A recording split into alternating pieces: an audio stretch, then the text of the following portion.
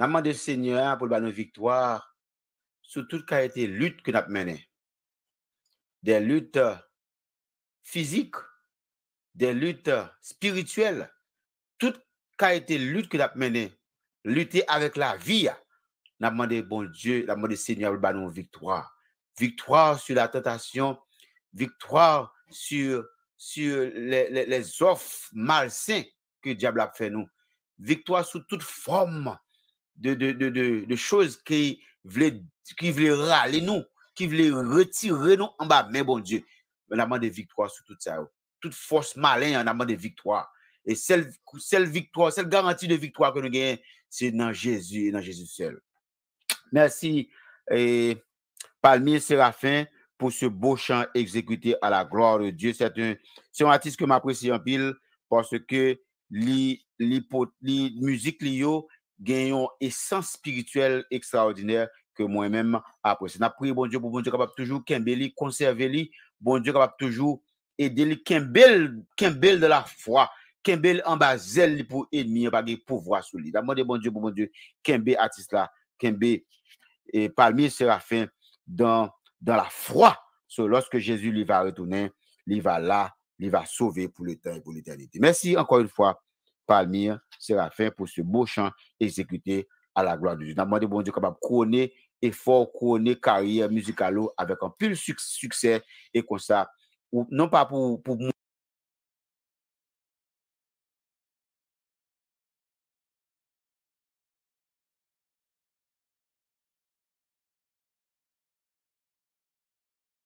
monter Colette, mais pour capable toujours être dans la paix, de la grâce de Dieu et pour capable prêcher l'évangile là à travers la musique.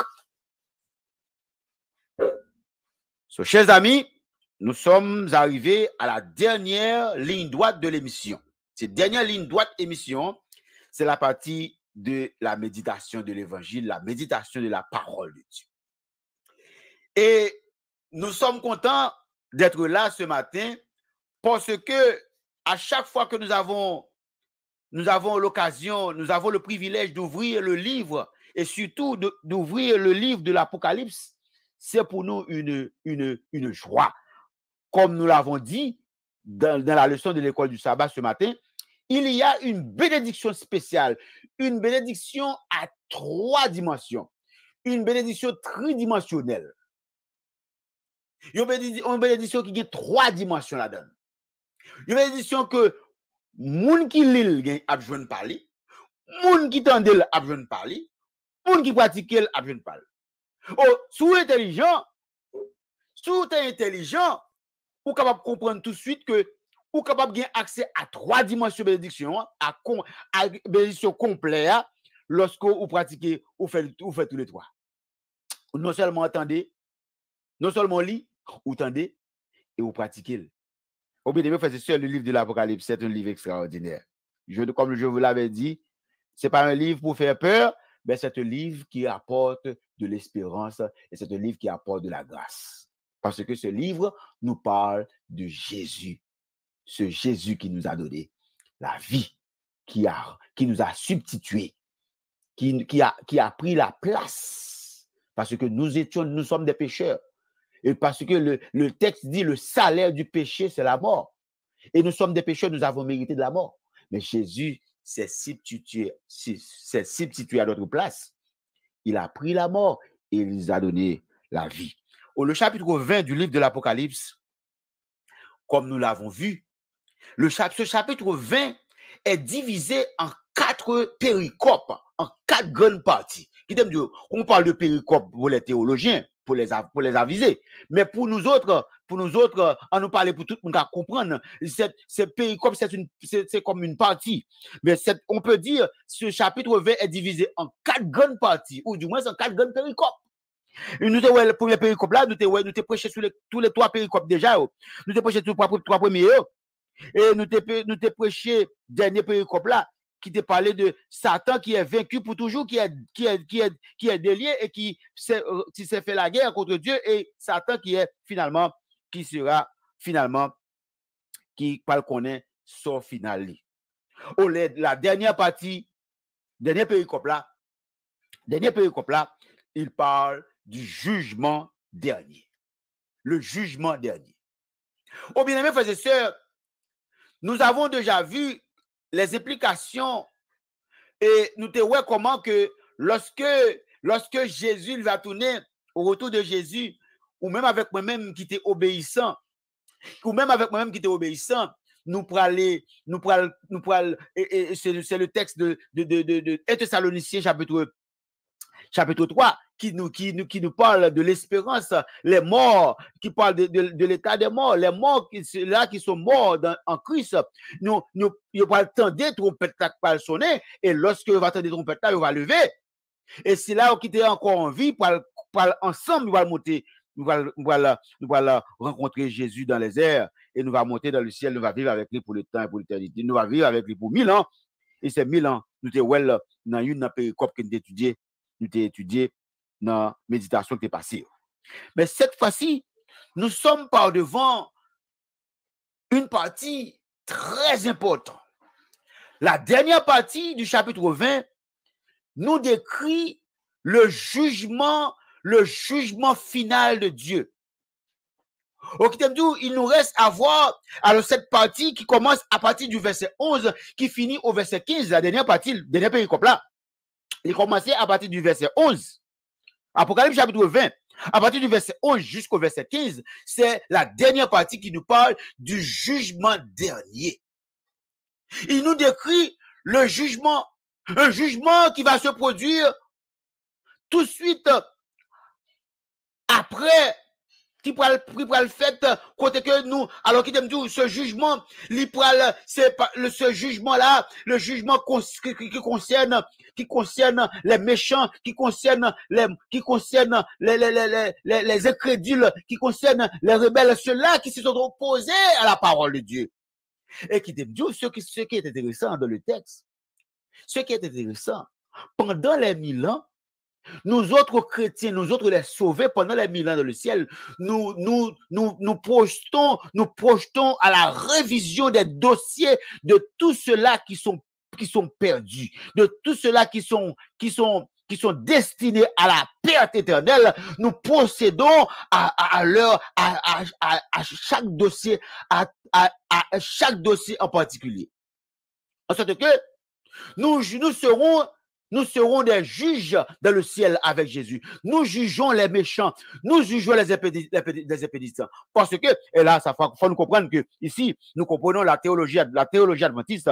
La théologie adventiste, nous comprenons ce thème jugement, bien qu'il y a d'autres dénominations qui parlent dans le même sens-là. Mais nous comprenons, d'après le texte de l'Apocalypse, pendant les 1000 ans que nous aurons à passer dans le ciel, nous serons érigés comme juges pour juger les méchants, pour juger ceux-là qui ne sont pas sauvés. Au frères et sœurs bien-aimés, ce jugement, avec le verset 1er, le verset 11 nous dit, chapitre 20, puis je vis un grand trône blanc et celui qui est assis dessus, la terre et le ciel s'enfuient devant sa face et il ne fut plus trouvé de place pour eux. Et je vis les morts des grands et des petits qui se tenaient devant le trône. Des livres furent ouverts et un autre livre fut ouvert, celui qui est le livre de vie, et les morts furent jugés selon leurs œuvres, d'après ce qui était écrit dans ces livres. La mer rendit les morts qui étaient en elle. La mort et le séjour des morts rendirent les morts qui étaient en eux. Et chacun fut jugé selon ses œuvres. Et la mort et le séjour des morts fut jeté dans le temps de feu. C'est la seconde mort. Et le texte est clair.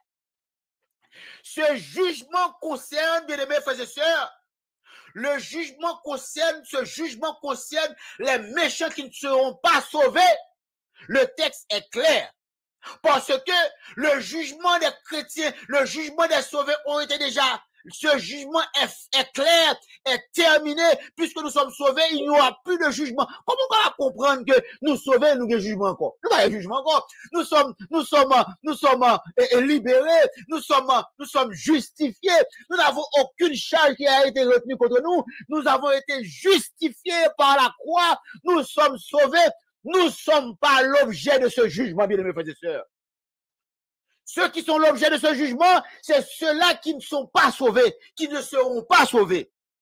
Les condamnés, les méchants, les incrédules, les rebelles, les enchanteurs, les menteurs, les meurtriers, ce sont ceux-là. C'est mort. Tous ceux-là qui sont morts de la désobéissance, parce que les morts en Christ ont été déjà enlevés dans le ciel et passés 1000 ans dans le ciel. Côté que nous passons 1000 ans dans le ciel, nous parlons pour juger encore. Ah non, oui, nous pour comprendre le texte Apocalypse. Le jugement dernier concerne les méchants. Nous serons impliqués comme des juges. Nous ne serons pas placés dans le banc des accusés. Nous serons placés dans le banc des juges.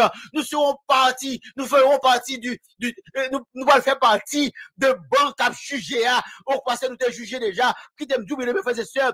Le jugement de chacun de nous, le jugement des chrétiens, le jugement qui accepte la vérité, le jugement de tous ceux-là qui se professent, qui portent le nom de Christ, le jugement de tous ceux-là qui acceptent le baptême par la foi, le baptême par immersion, le jugement de tous ceux-là qui acceptent la mort de Jésus, la vie de Jésus, le retour de Jésus, tous ceux-là qui acceptent ce jugement a été déjà commencé. Et ce jugement se poursuit au moment même où nous parlons.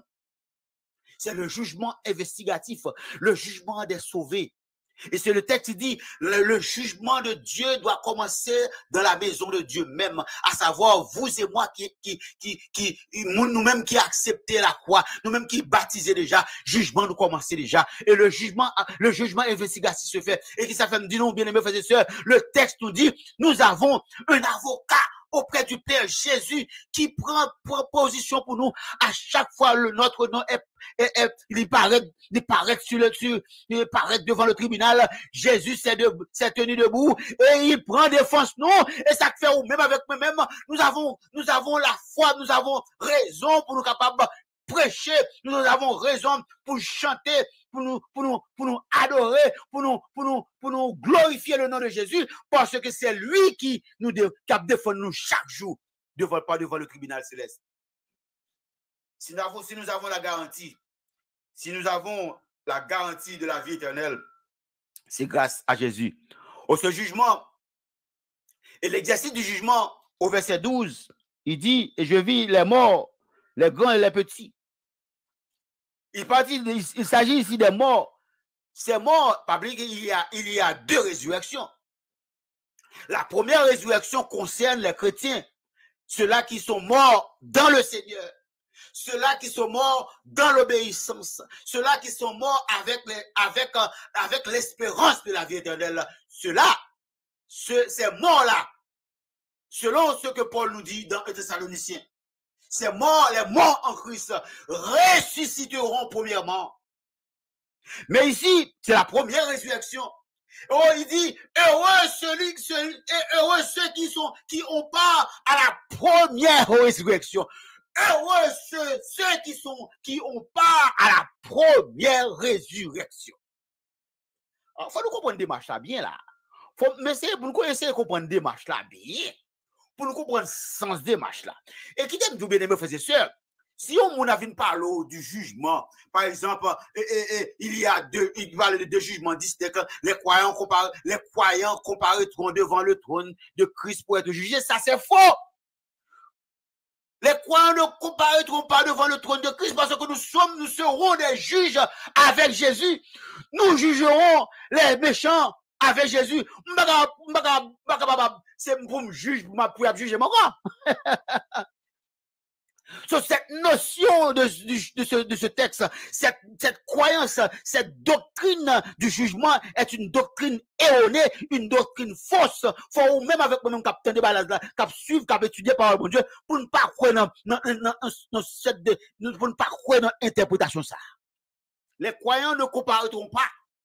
Les ressuscités, les sauvés seront avec Jésus dans le ciel et nous jugerons les méchants. Nous ne serons pas dans le banc des accusés. Jamais nous ne pouvons pas faire ça. Oh, chacun rendra compte de lui-même. Non.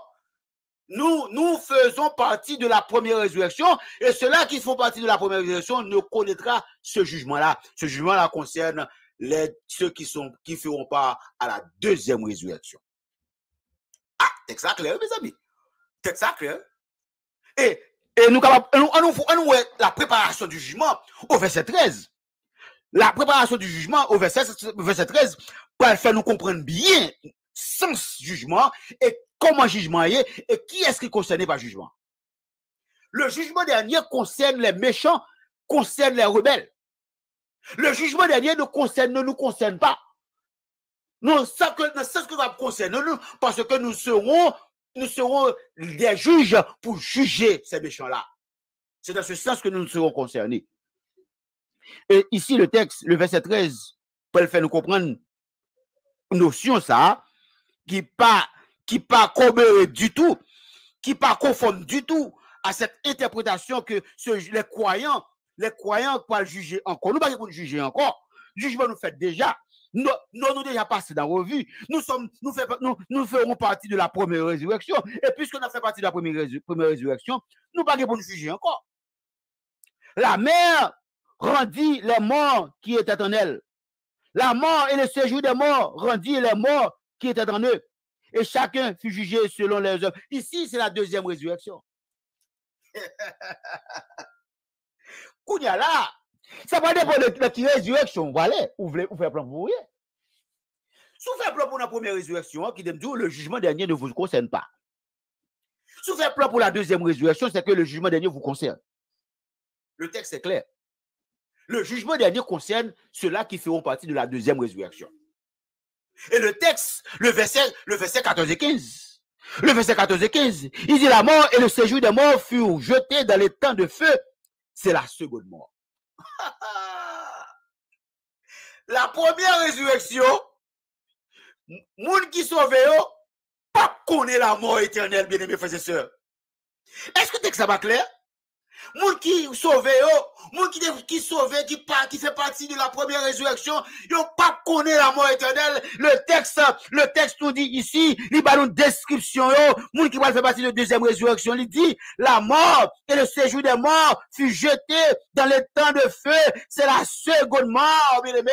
Et la résurrection, la deuxième résurrection, ces morts-là seront ressuscités, mais pour affronter le jugement, pour répondre à leurs actes, pour répondre à leur comportement, pour répondre à leurs actions, parce que dans le livre de la mort, dans le livre des souvenirs, dans le livre où leurs noms sont inscrits, les noms des pénitents, des rebelles, des méchants sont écrits avec leur dossier bien détaillé. Ils pourraient lever. C'est la deuxième résurrection. Et quel que soit côté de mourir, la mer a battu toute mort de mourir dans la mer. Si tu es mourir dans l'air, la baille. Ou dans le cimetière, la mort, ça a levé tout le monde, même si la qui te cloué Jésus, mais qui pas te converti, qui pas te bailler la vie, qui pas te changer, qui pas te converti, il a levé tout, soldats romains, soldats qui te piqué Jésus, il a levé tout, si la qui te qu'on farouché, qui te passé Jésus dans bêtise, il a levé tout, si la tête qui pas mon Dieu, Jésus, c'est son question de mitria, il a levé, il a ressuscité, si tu as frappé l'estomac, qui t'a dit c'est au fait, après c'est il a levé, il a ressuscité, mais il a ressuscité, ce n'est pas la première résurrection, il a ressuscité dans la deuxième résurrection. Frères et sœurs bien-aimés, le texte est clair, la deuxième résurrection, le jugement concerne deuxième vague là, deuxième groupe là, deuxième quantité de monde qui va ressusciter, deuxième résurrection, tout le monde ça va ressusciter pour le jugement éternel, pour le jugement dernier. Tout de suite après le jugement, c'est l'exécution du jugement. L'exécution du jugement, il est clair ici, selon Apocalypse chapitre 20, le verset 15, il dit, quiconque ne fut pas trouvé écrit dans le livre de vie. Est-ce qu'on comprend ce qui a passé là? Si nous pas de temps dans le livre de vie, et d'ailleurs, si nous on a le livre de vie, ou pas là, ou pas fait partie de deuxième résurrection, ou déjà ressuscité déjà, ou non belle fête qui te fait cap fête c'est là pendant 1000 ans, ou non préparation du jugement, ou non révision des dossiers, c'est dans soyer, révision des noms, révision des appels, des occasions que frère et tel te gagné, ou même qui te une occasion pour te remettre Jésus là vous, ou te passer moun qui te vient prêcher l'évangile dans bêtise, ou te passer moun dans risib, ou te passer son jouette, ou te passer son ton blague, ou te passer son mythe, malheureusement, ou à la deuxième résurrection, et puisque la deuxième résurrection, non a passé dans la revue, et il dit, non a pas trouvé dans le livre de vie. Et puisque non pas dans le livre de vie, vous faites partie de la deuxième résurrection. Et puisque vous faites partie de la deuxième résurrection, le jugement dernier vous concerne. Oh, frères et sœurs bien-aimés, le texte dit, quiconque ne fut pas trouvé écrit dans le livre de vie, fut jeté dans les temps de feu. Dans les temps de feu, c'est la destruction finale. Ici, bien-aimés frères et sœurs, chers amis, le trône est le siège de l'autorité absolue de la justice parfaite de Dieu. Le trône ici dans le texte représente le siège, c'est comme de Dieu, c'est palais justice. Le trône du ciel représente le palais justice. Moun qui dans Haïti connaît ça, palais justice est représenté longtemps, avec deux lions qui devant palais justice là. C'est un gros causé. Avec deux lions qui devant palais justice là. Ici, le trône de Dieu est le siège de l'autorité absolue de la justice, une justice sans faille, une justice sans faille, sans faiblesse, une justice sans partisan, une justice qui va faire partisan, une justice sans contrefaçon, une justice parfaite, sans tâche. Oh bien-aimés frères et sœurs, le trône ici, le texte nous dit, je vis un grand trône blanc, le blanc qui symbolise la perfection, bien-aimés frères et sœurs. Oh, ici, il s'agit d'un grand trône. Un grand trône parce que nous servons le grand Dieu, le Dieu qui a créé le ciel et la terre. Oh, ici, ce jugement est fait compte tenu de la souveraineté unique, la suprématie de Dieu. Dieu qui juge, non pas un jugement inéquitable, mais c'est un jugement juste. Et même le diable va dire, c'est la parole de Dieu est certaine et véritable. Finalement, il va prononcer parole ça. Oh, bien-aimés frères et sœurs, oh, qui t'aime dire, ici, toute l'histoire du monde, histoire monde, bien-aimés frères et sœurs, il y a pour une seule finalité. Aussi, où tu as capable, si tu as perdu du sens, ce grand conflit qui s'oppose Dieu et Satan. Si vous avez perdu sens trajectoire conflit ça, matin, m'a dit ce conflit finalement parvenu à sa finalité. Ici, l'exécution du jugement, c'est la fin de ce conflit. Satan a été déjà jugé à la croix. Satan a été condamné à la croix. Et il reste les autres qui, voilà pourquoi, bon Dieu, baille chance, baille occasion à nous toutes pour nous tendre cet avertissement, pour nous tendre cet appel, pour nous tendre l'évangile qui invite nous à adorer celui qui a créé le ciel et la terre. C'est pas pour cette raison que les trois anges de l'Apocalypse 14 prêchent cet évangile pour l'annoncer à toute nation, à toute tribu, à tout peuple et à toute langue. Parce que cet évangile, c'est l'évangile éternel ça. Faut que toutes oreilles entendent là. Parce que, en fin de compte, la finalité, dernier fin histoire, dernier fin comédie, dernier fin conflit, dernier fin histoire, c'est l'allié. C'est lorsque les hommes vont arriver dans le point côté que Yo dit sans les faits. Aux frères et sœurs bien-aimés, ici, bien-aimés, nous capables comprendre, nous voulons capables comprendre ici toute l'histoire du monde, il peut aller vers ce grand jour du jugement. Et la Bible nous dit, à travers le livre de l'Apocalypse, comment ou même avec moi-même, nous gagnons privilège, nous gagnons la possibilité pour nous capables de faire le meilleur choix. Le meilleur choix consiste à être trouvé dans le camp de celui qui va prendre part à la première résurrection. Qui était bon, logique là. Première résurrection, le jugement, vous serez des juges. La deuxième résurrection, vous serez des condamnés. Aussi simple que cela. Première résurrection, les sauvés, ceux-là qui ont été obéissants, ceux-là qui ont répondu positivement à l'appel de l'évangile, ceux-là qui ont accepté le sacrifice du calvaire, même lorsqu'on mourit. Et le texte est clair de Thessaloniciens. Il est clair. Il dit, nous les vivants qui seront restés, parce que nous tous cap mourir. Lorsque Jésus va tourner, nous tous cap mourir, il y a des gens qui prêté en vie toujours. Il dit, nous les vivants, nous ne dévancerons pas ceux qui sont morts. Parce que à la voix de l'archange, au son de la trompette de Dieu, les morts en Christ ressusciteront premièrement. Est-ce que ça va clair pour nous? Je ne sais pas qui Jean pour que ça t'a plus clair que ça. Pour me dire nous que première résurrection, c'est ça qui intéresse nous. Moi, invitez-nous pour nous comprendre que faut nous travailler, faut nous prier, faut nous vivre pour nous faire part à la première résurrection. C'est la toute logique là, campé. Parce que la deuxième résurrection, lui concernait les méchants, les incrédules, les rebelles.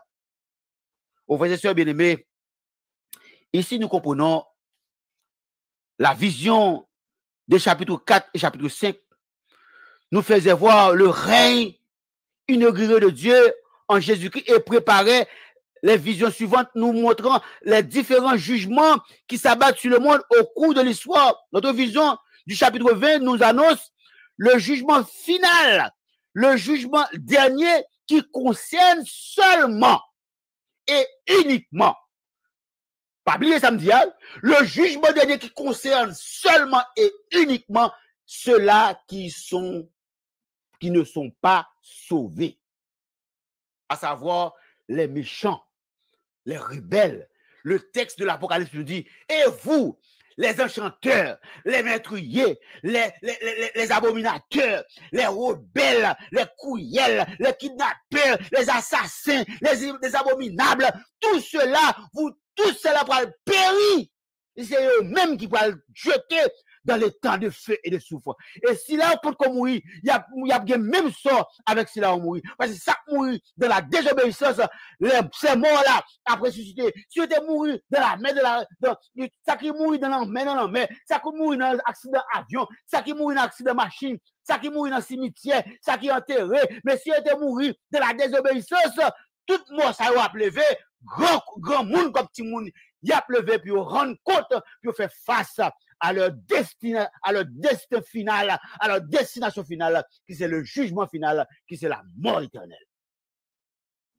Au bien-aimés frères et sœurs, chers amis, le texte ici est clair et nous comprenons pourquoi le chapitre 20 est important. Devant sa face s'enfuit la terre et le ciel. La terre et le ciel fuient devant la face de Dieu, de celui qui est assis sur le trône. Cela exprime la majesté de Dieu qui est un signe de puissance. Qui est capable de résister? La terre et le ciel sont entièrement disloqués selon Apocalypse. Nous allons comprendre, c'est communion, c'est la puissance, celui qui est assis sur le trône. Oh, lors de l'ouverture des livres, au petit Dieu, ces livres, ça va pas l'ouvrir. C'est les livres des souvenirs.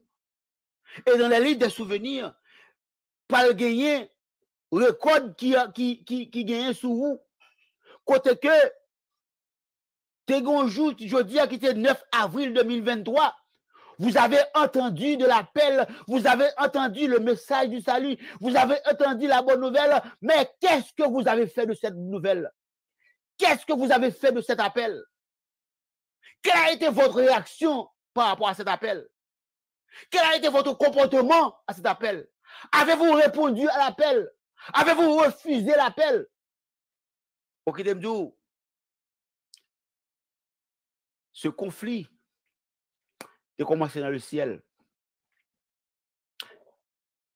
L'Éternel, selon ce que nous voyons dans le livre au chapitre 20, arrive à sa fin.